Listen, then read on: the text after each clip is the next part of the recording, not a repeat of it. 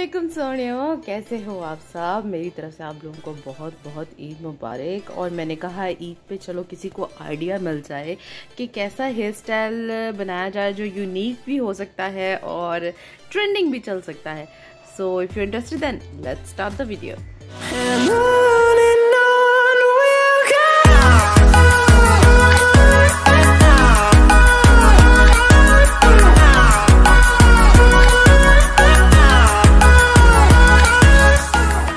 करना कुछ यूँ है कि बालों के आपने नीचे से सेक्शंस जो है ना वो कर लेने हैं और उनको ऊपर की तरफ हल्का हल्का वैक्यूम इन कर लेना है।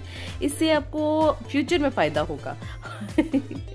फ़ायदा क्या होगा, आपको बाल खोलने में मुश्किल हो जाएगी। एनी हाउ ये बेसिकली इसलिए किया जाता है कि बालों में थोड़ी सी हेल्दीनेस हो, थोड़ी सी बॉडी आ जाए बालों में।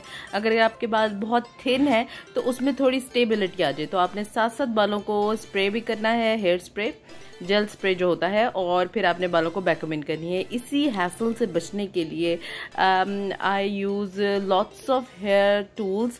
जो पफ्स वगैरह मिलते हैं उससे आपको इतनी सारी वैक्यूम इन नहीं करनी पड़ती जो बहुत ही खोलने में मुश्किल हो सकती है।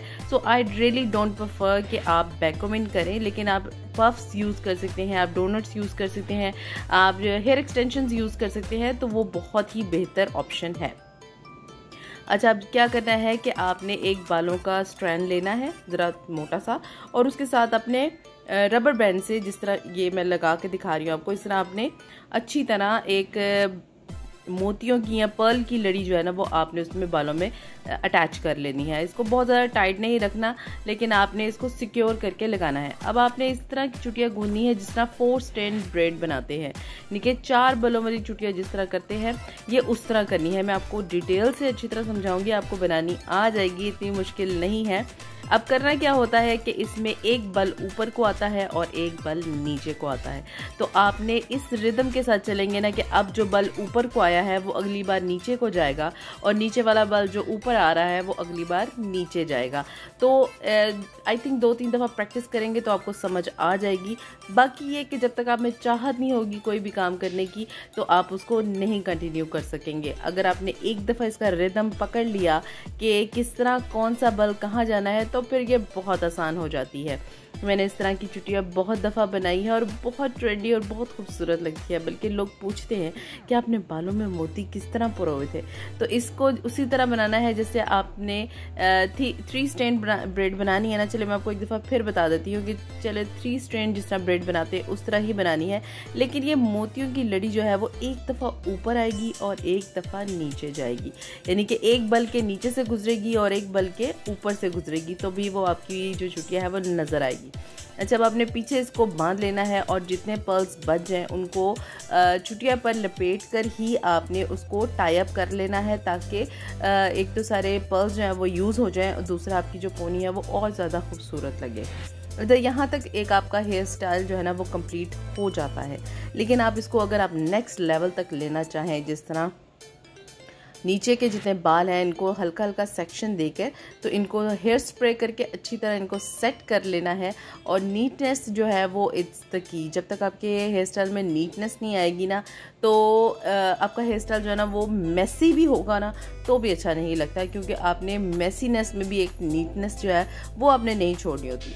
इसी तरह हमने थोड़ी दूर जो है एक पोनी कर ली है और जितने पर्ल्स बच गए हैं नीचे या दूसरी जो पर्ल्स की स्ट्रेन है उसको आप दोबारा से उसके ऊपर लपेट कर तो आप उसको एक खूबसूरत डिज़ाइन बना सकते हैं। अब इसको चाहे आप जितना चाहे लंबा कर ले, अब आप चाहे जितना चाहे आप इसको यहीं तक ख़त्म भी रहने दे सकते हैं। लेकिन मैं इसको आगे एक्सटेंड करी हूँ कि मुझे वीडियो चलानी है तकरीबन 7 मिनट की, और आपने मेरे साथ रहना है, जाना नहीं कहीं, क्योंकि बहुत ही इंटरेस्टिंग हेयर स्टाइल बनने वाला है और मेरा ख्याल है आपको बहुत पसंद आएगा।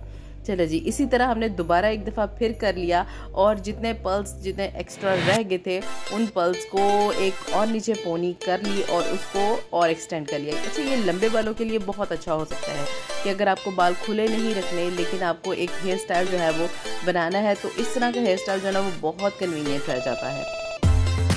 जिसको और लंबा कर लेते हैं और इसके जो दोनों साइड पे बाल रह गए हैं इसको हमने करना क्या है, हमने इसकी 2 स्ट्रैंड ब्रेड बनानी है और इसको पोनी करके ना तो इसको हमने फ्लिप कर लेना है, उल्टी तरफ इसको निकाल लेना है बाहर, और इसके जो स्ट्रेन्स है ना उसको हमने पुल करके ज़रा फैला लेना है।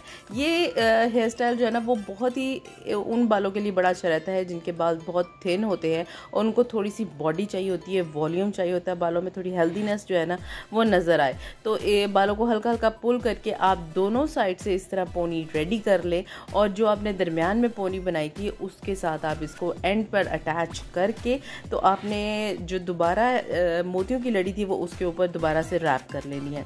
तो आई होप आपका हेयर स्टाइल, आपका नहीं मेरा हेयर स्टाइल आज आपको पसंद आया होगा और अगर पसंद आया तो don't forget to like, share and subscribe.